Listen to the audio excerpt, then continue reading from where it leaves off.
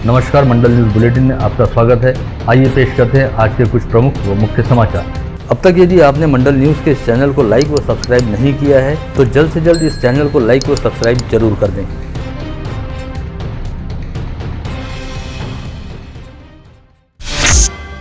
विगत कुछ समय से माना जा रहा था कि राज्य की महाविकास आघाड़ी सरकार में शामिल घटक दलों के बीच आपसी समन्वय का अभाव है, लेकिन अब खबर सामने आ रही है। महाविकास आघाड़ी में शामिल कांग्रेस के कई विधायक अपनी ही पार्टी के मंत्रियों को लेकर काफी हद तक नाराज हैं और इसे लेकर जल्द ही पार्टी आलाकमान से मुलाकात करने के मूड में भी है। इसके तहत कांग्रेस के करीब 25 विधायकों ने पार्टी अध्यक्षा सोनिया गांधी से मुलाकात करने हेतु समय भी मांगा है। आज एक अंग्रेजी दैनिक में इसे लेकर प्रकाशित खबर के बाद राज्य की राजनीति में अच्छा खासा हड़कंप व्याप्त है। इस खबर के सामने आते ही मंडल न्यूज द्वारा अमरावती जिले के दरियापुर निर्वाचन क्षेत्र से कांग्रेसी विधायक रहने वाले बलवंत वानखड़े से जानकारी व प्रतिक्रिया हेतु संपर्क किए जाने पर उन्होंने कहा कि पार्टी के मंत्रियों को लेकर विधायकों में किसी भी तरह के असंतोष या नाराजगी जैसी कोई बात नहीं है। पार्टी के मंत्रियों व विधायकों में नियमित रूप से संपर्क व समन्वय जारी रहता है। साथ ही उन्होंने यह भी स्वीकार किया कि पार्टी के कई विधायक आगामी 3 अप्रैल को राजधानी दिल्ली जा रहे हैं, जिनमें वे खुद भी शामिल है, लेकिन उनका यह दौरा वहाँ पर पार्टी द्वारा आयोजित प्रशिक्षण शिविर के लिए हो रहा है और इसी दौरान पार्टी आलाकमान से मुलाकात करने का भी प्रयास किया जाएगा। यह अपने आप में बेहद नियमित व सामान्य सी बात है। आगामी 2 अप्रैल को गुड़ी पाड़वा, 3 अप्रैल को संत झूलेलाल जयंती, 10 अप्रैल को श्री राम नवमी, 14 अप्रैल को डॉक्टर अंबेडकर जयंती व महावीर जयंती तथा 16 अप्रैल को हनुमान जयंती जैसे पर्व व त्यौहार मनाए जाएंगे। साथ ही 2 अप्रैल से मुस्लिम समाज बंधुओं का पवित्र रमजान माह शुरू होगा और 3 मई को रमजान ईद मनाई जाएगी। ऐसे में पर्व व त्योहारों के दौरान शहर पुलिस आयुक्तालय क्षेत्र अंतर्गत कानून व व्यवस्था की स्थिति के साथ ही सामाजिक सौहार्द व शांतिपूर्ण वातावरण बनाए रखने हेतु शहर पुलिस आयुक्त डॉक्टर आरती सिंह ने 1 अप्रैल से शहर पुलिस आयुक्तालय क्षेत्र में फौजदारी प्रक्रिया संहिता 1973 की धारा 144 1, 2, 3 को लागू करने का आदेश जारी किया है। यह आदेश लागू रहने के दौरान अमरावती शहर पुलिस आयुक्तालय क्षेत्र में सार्वजनिक रूप से किसी धार्मिक कार्यक्रम, शोभा यात्रा, जुलूस या आंदोलन का आयोजन नहीं किया जा सकेगा। इसके अलावा धार्मिक एकता व सामाजिक सद्भाव के लिए खतरा पैदा करने वाले व सामाजिक तनाव उत्पन्न करने वाले किसी भी कृत्य के लिए संबंधितों के खिलाफ भारतीय दंड संहिता की धारा 188 सहित प्रचलित कानून के तहत कार्रवाई की जाएगी। राज्य की आंगनवाड़ी सेविकाओं, मिनी आंगनवाड़ी सेविकाओं व सहायिकाओं को सेवा समाप्ति या मृत्यु पश्चात एकमुश्त लाभ देने के लिए 100 करोड़ रुपए की निधि वितरित करने को मुख्यमंत्री उद्धव ठाकरे द्वारा मंजूरी प्रदान की गई है। इस आशय की जानकारी देते हुए राज्य की महिला व बाल विकास मंत्री तथा जिला पालक मंत्री यशोमती ठाकुर ने बताया कि इस फैसले का लाभ राज्य की हजारों आंगनवाड़ी सेविकाओं व मददनीश महिलाओं को होगा। जिले की सांसद नवनीत राणा ने आज लोकसभा में मेलघाट के धार्मिक क्षेत्र में रहने वाले लोगों को श्रावण बाल, संजय गांधी निराधार योजना, मनरेगा व अन्य सरकारी अनुदान के लिए तथा निजी बैंकिंग कामों के लिए 80 किलोमीटर दूर स्थित चिखलदरा तहसील स्थित बैंकों में जाने की समस्या विशद करते हुए कहा कि क्षेत्र के 6 गाँवों में बैंकों की उप शाखाएं शुरू की जाएं। इस समय आसमान से मानो आग बरस रही है और तापमान के अकस्मात बढ़ जाने की वजह से भीषण गर्मी पड़ रही है। इस बात के मद्देनजर स्वास्थ्य महकमे द्वारा सभी नागरिकों से अपने स्वास्थ्य की ओर ध्यान देने का आह्वान किया गया है। वहीं सरकारी अस्पतालों में इलाज हेतु भर्ती होने वाले मरीजों की सुविधाओं को देखते हुए वहां पर एसी व कूलर लगाए जा रहे हैं ताकि सरकारी अस्पतालों के विभिन्न वार्डों में तापमान को नियंत्रित रखा जा सके। इसके तहत जिला सामान्य अस्पताल, जिला स्तरीय अस्पताल तथा सुपर स्पेशलिटी अस्पताल के विभिन्न वार्डों में कूलर लगाने का काम इस समय युद्ध स्तर पर जारी है और स्तरीय अस्पताल में अब तक करीब 16 कूलर लगा दिए गए हैं। वहीं सुपर स्पेशलिटी अस्पताल में 9 कूलर अलग अलग वार्डों में शुरू कर दिए गए हैं। साथ ही इन सभी अस्पतालों के आईसीयू में वातानुकूलित संयंत्र पहले से शुरू हैं। अमरावती जलापूर्ति योजना के सिंभोरा हेडवर्क में विद्युत उपकरणों की दुरुस्ती के कामों को करने हेतु महाराष्ट्र जीवन प्राधिकरण को सिंभोरा बांध स्थित पंप को बंद करना आवश्यक है। ऐसे में आगामी 5 अप्रैल को पूरे अमरावती व बडनेरा शहर में जलापूर्ति लगभग बंद रहेगी। साथ ही कुछ इलाकों में थोड़े विलंब से बेहद अल्प स्वरूप में जलापूर्ति हो सकती है। यह जानकारी देते हुए महाराष्ट्र जीवन प्राधिकरण द्वारा सभी शहरवासियों से आह्वान किया गया है कि वे पहले से अपनी जरूरत के लिए पानी का स्टॉक भर के रखें। साथ ही पानी का प्रयोग बेहद संभल कर भी करें। शहर में 3000 से अधिक स्ट्रीट लाइट पर डाले गए अनधिकृत केबल वायर तोड़ने की कार्रवाई मनपा प्रशासन ने बुधवार से शुरू कर दी, जिसके तहत मनपा के प्रकाश विभाग, निर्माण विभाग व अतिक्रमण विभाग ने संयुक्त रूप से कार्रवाई शुरू करते हुए दोपहर 2 बजे तक बडनेरा व राजापेट से राजकमल मार्ग पर 50 से अधिक केबल के बॉक्स काट लिए। मनपा की इस कार्रवाई के चलते शहर में कई लोगों के केबल कनेक्शन भी बंद पड़ गए और कई लोगों के केबल इंटरनेट कनेक्शन भी ठप होने का खतरा पैदा हो गया। महानगर पालिका के इलेक्ट्रिक पोल पर किसी भी तरह से केबल या वायर डालने की अनुमति नहीं है, लेकिन इसके बावजूद शहर के 3000 से अधिक इलेक्ट्रिक पोल पर केबल व इंटरनेट कंपनियों के दर्जनों केबल अनधिकृत रूप से डाले गए हैं, जिसके मद्देनजर केबल वायर तोड़ने की कार्रवाई मनपा प्रशासन द्वारा शुरू की गई। अमरावती महानगरपालिका को एक बार फिर अतिरिक्त आयुक्त मिलने जा रहे हैं। पता चला है कि आगामी माह में संबंधित प्रक्रिया पूर्ण होकर महानगरपालिका में अतिरिक्त आयुक्त के साथ ही एक उपायुक्त की नियुक्ति भी की जाएगी। शहर में साफ सफाई व्यवस्था की नब्ज टटोलने के लिए सभी अधिकारियों द्वारा शहर के विभिन्न इलाकों का दौरा किया जा रहा है। इस दौरान सफाई कामों में जहां कहीं भी लापरवाही पाई जा रही है तो संबंधित ठेकेदारों पर मनपा प्रशासन द्वारा कार्रवाई की जा रही है। इसी श्रृंखला में आज सहायक आयुक्त नरेंद्र वानखड़े ने राजापेट से छत्तीस तालाब परिसर व यशोदा नगर से MIDC तक के परिसर में साफ सफाई का जायजा लिया। इस दौरान संबंधित क्षेत्र में नियमानुसार सफाई नहीं दिखने पर संबंधित ठेकेदार को 38,000 रुपये का जुर्माना ठोका गया। चांदू रेलवे निर्वाचन क्षेत्र के अंतर्गत शामिल नांदगांव खंडेश्वर तहसील के शिवनी रसूलापुर गांव वासियों ने प्रधानमंत्री आवास योजना अंतर्गत मिलने वाली महज 500 स्क्वायर फीट जगह को लेकर अपना असंतोष व्यक्त किया है। साथ ही अत्यल्प जगह दिए जाने के खिलाफ आगामी 4 अप्रैल से आंदोलन करने की चेतावनी दी है। इस बात का पता चलने पर क्षेत्र के विधायक प्रताप अड़सठ ने गत रोज शिवनी रसूलापुर गाँव को भेंट देने के साथ साथ संबंधित अधिकारियों से इस बारे में चर्चा की। मेलघाट विधानसभा निर्वाचन क्षेत्र अंतर्गत पथरोट स्थित प्राथमिक स्वास्थ्य केंद्र के इन दिनों काफी बुरे हाल हैं, जिसकी जानकारी मिलने पर क्षेत्र के विधायक राजकुमार पटेल ने इस प्राथमिक स्वास्थ्य केंद्र का मुआयना किया और यहां की स्थिति देखकर वे खुद भी दंग रह गए। इस इमारत एवं कर्मचारियों के निवास पर सरकार द्वारा 5 करोड़ 50 लाख रुपए खर्च किए गए थे, लेकिन इस पूरी रकम का सत्यानाश हो गया है। आरोप है कि इस इमारत में रात के समय शराबियों का डेरा लगा रहता है और यहाँ से महिलाओं का गुजरना काफी हद तक असुरक्षित हो चला है। विदर्भ क्षेत्र के सबसे पुराने सामाजिक संगठन राजस्थानी हितकारक मंडल के अध्यक्ष पद पर मंडल न्यूज के संपादक अनिल अग्रवाल का लगातार दूसरी बार सर्वसम्मति से चयन हुआ है। ऐसे में आज अग्रवाल समाज बंधुओं ने मंडल न्यूज कार्यालय पहुंचकर संपादक अनिल अग्रवाल का पुष्पगुच्छ देते हुए सत्कार किया। साथ ही इस उपलब्धि के लिए उन्हें शुभकामनाएं देते हुए उनका अभिनंदन भी किया गया। हाल ही में कंवरनगर पूज्य पंचायत के सचिव पद पर मनभरी प्रतिष्ठान के संचालक ओम प्रकाश खेमचंदानी की नियुक्ति निर्विरोध तरीके से हुई, जिसके पश्चात PDMC प्रभाग की पूर्व पार्षद तथा भाजपा महिला मोर्चा की प्रदेश सचिव सुरेखा लुंगारे ने ओम प्रकाश खेमचंदानी की निवास पर जाकर उनका सपत्नीक शॉल, श्रीफल व पौधा देकर सत्कार किया। राष्ट्रसंत तुकडोजी महाराज द्वारा स्थापित अखिल भारतीय गुरुदेव सेवा मंडल गुरुकुंज मोजरी के संचालक मंडल अध्यक्ष पद पर कांग्रेस नेत्री पुष्पा बोंडे तथा उपाध्यक्ष पद पर राज्य के पूर्व वित्त मंत्री व विधायक सुधीर मुनगंटीवार की नियुक्ति की गई। मंगलवार 29 मार्च को गुरुदेव सेवा मंडल की संचालक मंडल की बैठक चंद्रपुर में आयोजित की गई थी, जहाँ पर यह निर्णय लिया गया।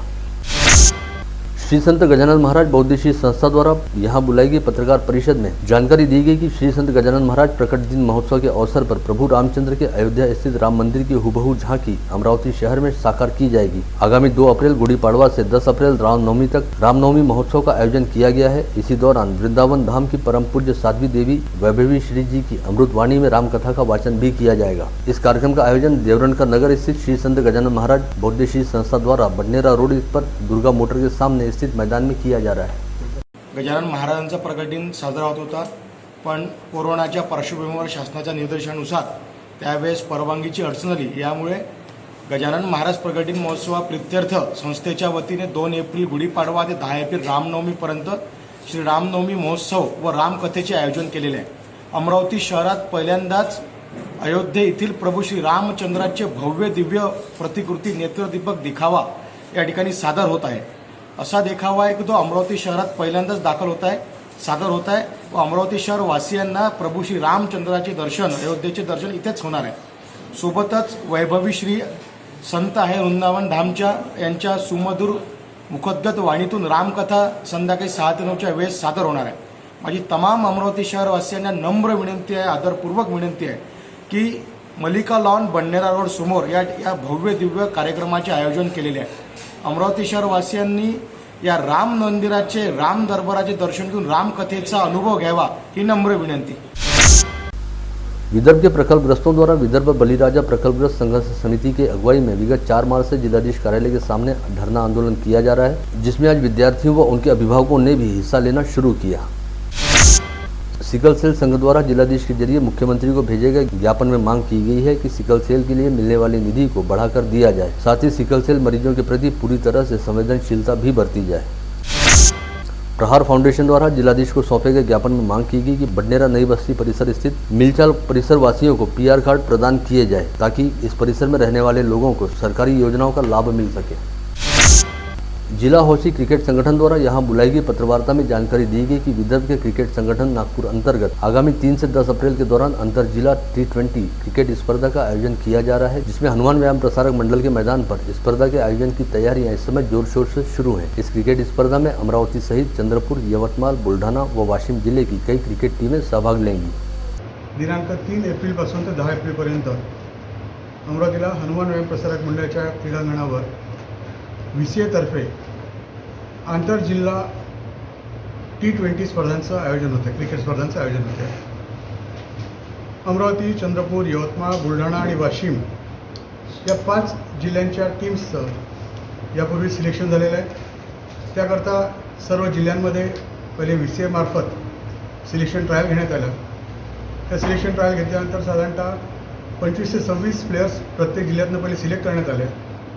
मग त्या 26 लोकांमध्ये पुन्हा आपसात त्यांच्या मॅचेस करून त्यातून एक चांगली टीम तयार करण्यात आली आणि आता 5 जिल्ह्यांच्या 5 टीम्स या अमरावती इथे 3 तारखेपासून स्पर्धा करणार आहेत। या स्पर्धेमध्ये पहिले या 5 जिल्ह्याच्या ज्या टीम्स आहेत यांचं पहिले सुपर लीग होईल, म्हणजे सगळ्या आपसात खेळतील। त्यानंतर त्यात 2 सेमीफायनल आणि 1 फायनल आणि 10 तारखेला ही फायनल होणार आहे।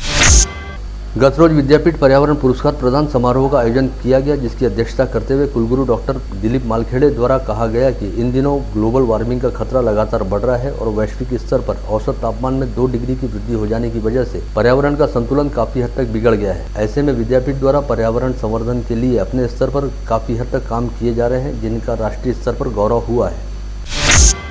इस समय कोविड संक्रमण की तीसरी लहर लगभग पूरी तरह से दम तोड़ चुकी है। राहत वाली खबर यह है कि विगत 24 घंटे के दौरान अमरावती जिले सहित संभाग के 5 जिलों में कोई भी व्यक्ति कोविड संक्रमित नहीं पाया गया है और लंबे समय बाद आज समूचे संभाग में पॉजिटिविटी रेट 0 रहा। इस समय जिले में एक्टिव पॉजिटिव मरीजों की संख्या 4 है, जिनमें मनपत क्षेत्र के 3 व ग्रामीण क्षेत्र के 1 मरीज का समावेश है। इन सभी मरीजों को होम आइसोलेशन में रखा गया है और इस समय कोई भी संक्रमित व्यक्ति कोविड अस्पताल में भर्ती नहीं है। विगत 29 दिनों के दौरान अमरावती जिले में केवल 32 कोविड संक्रमित मरीज पाए गए, क्योंकि मार्च माह के दौरान रोजाना इक्का दुक्का लोगों की ही कोविड टेस्ट रिपोर्ट पॉजिटिव आई। ऐसे में इसे काफी राहत वाली स्थिति कहा जा सकता है और माना जा रहा है कि अब कोविड संक्रमण की तीसरी लहर खत्म होने की दहलीज पर पहुंच चुकी है। तिवसा पुलिस थाना क्षेत्र में आने वाले मोजरी गांव में 5 वर्ष पहले एक 66 वर्षीय वृद्ध ने गांव के ही एक व्यक्ति पर चाकू से हमला किया था। इस मामले में तिवसा के प्रमुख जिला व सत्र न्यायाधीश रविंद्र जोशी की अदालत ने आरोपी वृद्ध को 1 वर्ष की जेल की सजा सुनाई थी, लेकिन आरोपी की आयु 66 वर्ष रहने के चलते कोर्ट ने उसे प्रोफेशन ऑफ ऑफेंडर एक्ट के प्रावधानों के तहत सजा से छूट दी, जिसके लिए कोर्ट ने आरोपी से एक प्रतिज्ञा पत्र लिखवा कर लिया है कि वह आगे किसी आपराधिक वारदात में हिस्सा नहीं लेगा। जिस तरह से इंसानों को बढ़ते तापमान और गर्मी की वजह से तकलीफें होनी शुरू होती हैं, उसी तरह जानवरों को भी गर्मी की तकलीफें होकर उष्माघात होने का खतरा होता है। इसमें भी कुत्तों को बढ़ते तापमान की वजह से होने वाली तकलीफों का प्रमाण कुछ अधिक होता है और उन्हें उल्टी, दस्त व डिहाइड्रेशन जैसी समस्याओं का सामना करना पड़ सकता है। इस समय अमरावती के सरकारी पशु चिकित्सालय व पशु संवर्धन अस्पताल में रोजाना 80 से 100 पालतू कुत्तों को लेकर उनके मालिक उनका इलाज करवाने हेतु पहुँच रहे हैं। धामनगांव से अंजन सिंगी की ओर जाने वाले नए रास्ते पर ठेकेदार ने रोड पर ही मुरुम का ढेर लगाकर रखा था। इसी ढेर पर जाकर एक मोटरसाइकिल जा भिड़ी, जिससे एक युवक की मौके पर मौत हो गई। ऐसे में इस मौत के लिए ठेकेदार पर लापरवाही का आरोप लगाते हुए मृतक के परिजनों ने ठेकेदार पर कार्रवाई होने तक लाश को अपने कब्जे में नहीं लेने की भूमिका अपनाई, जिससे धामनगांव के सरकारी अस्पताल में तनावपूर्ण स्थिति निर्माण हुई। यह स्थिति देखकर पुलिस द्वारा तगड़ा बंदोबस्त लगाया गया। पश्चात पूर्व विधायक वीरेंद्र जगताप ने मध्यस्थता करते हुए मामले को सुलझाया। तब कहीं जाकर मृतक साजिद खान के रिश्तेदारों ने लाश को स्वीकार करने का निर्णय लिया। नांदगांवपेट पुलिस थाना क्षेत्र के शेगांव राहटगांव रोड स्थित वैष्णवी विहार अनुराधा कॉलोनी स्थित एक महिला के किराए के मकान में चल रहे IPL क्रिकेट मैच के सट्टा अड्डे पर पुलिस आयुक्त के विशेष दस्ते ने छापा मारा। पुलिस ने यहां से मसानगंज परिसर निवासी 3 सटोरियों को गिरफ्तार किया है, जिनके पास से 1,28,750 रुपये का माल बरामद किया।